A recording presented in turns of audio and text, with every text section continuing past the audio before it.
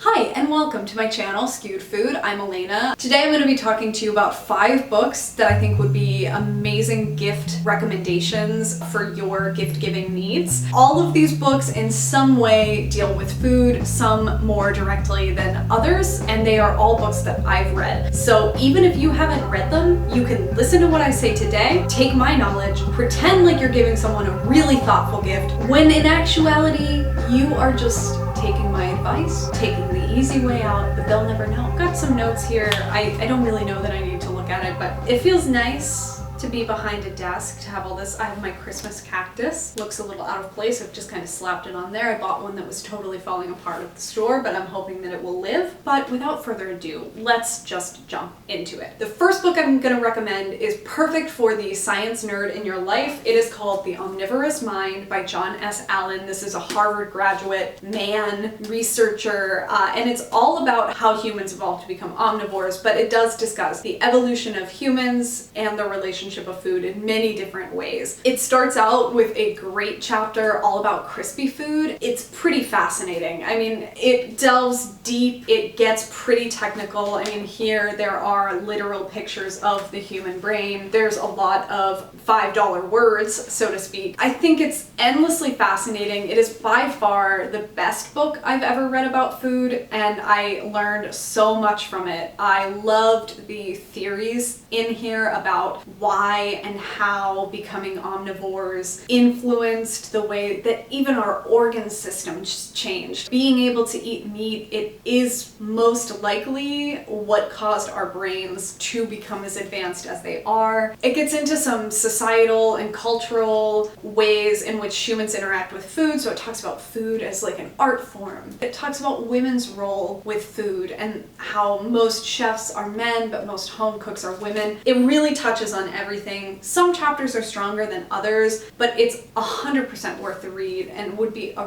really thoughtful gift if you know anyone who, like me, likes to get into the nitty-gritty of like, why are we even like this? So I would highly recommend that one. Switching gears completely, I have a great book for someone in your life who loves fiction and loves food and just wants to be inspired to eat. This is the Wind-Up Bird Chronicle by Haruki Murakami. Honestly, any Murakami book would kind of do, but this one specifically stands out in my mind because the opening scene has a guy who is cooking spaghetti and gets a weird call from a sex hotline. The whole book and all of Murakami's works, he's one of my favorite authors, he really touches on humanity's relationship with food and has a lot of scenes in which his characters are going through the fridge and trying to just build a meal from whatever they can find in there. I don't know if it's because I feel like Japanese people, Japanese culture, they interact with food very differently than we do here in America, but this book, every time I read it, I want to make something different to eat. My mouth is so dry. I just recorded a podcast episode before this and now I'm just talking so much about books. I would like to recommend a book for the TV food junkie in your life, someone who can't get enough of Top Chef or Chopped or Guy's Grocery Games, anything like that. I would recommend anything from Anthony Bourdain, but the best one in my opinion is Medium Raw. This is a book that was written 10 years after Bourdain's initial success with Kitchen Confidential. So you get a really cool insight into what success has been like and the ways in which it has changed his life both positively and negatively. And there's still plenty of insight into the food industry in here, so you get a little bit of that insider feel that was present in his first book.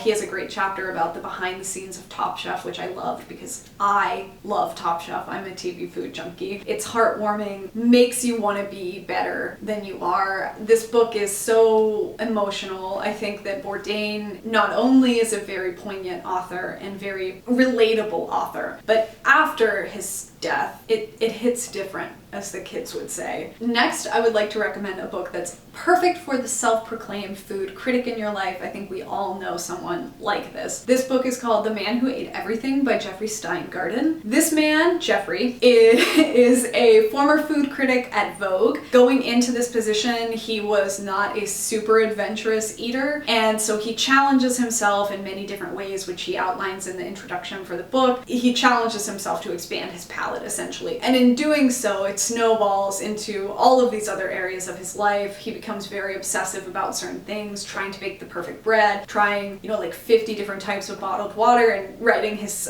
review of all of them, and then trying to figure out how to craft the most tasty bottled water. It's hilarious, it's lighthearted, it is a little bit older, so some of the trends, especially regarding like diets, feel a little dated, but it's almost more interesting because of that. It's really fun. You might remember like your mom being on one of these diets. He's a great author, really, really funny, and a pretty easy read. It would be a great, just bedside book for people to just read like a chapter every night, because each one is independent of the others. And finally, I would like to talk about a book that is perfect for the historian in your life, someone who loves reading history or watching historical dramas. This book is called Salt by Mark Kurlansky. It traces salt's relationship with the evolution of civilization, and what makes it so good for me is that it takes a very micro look.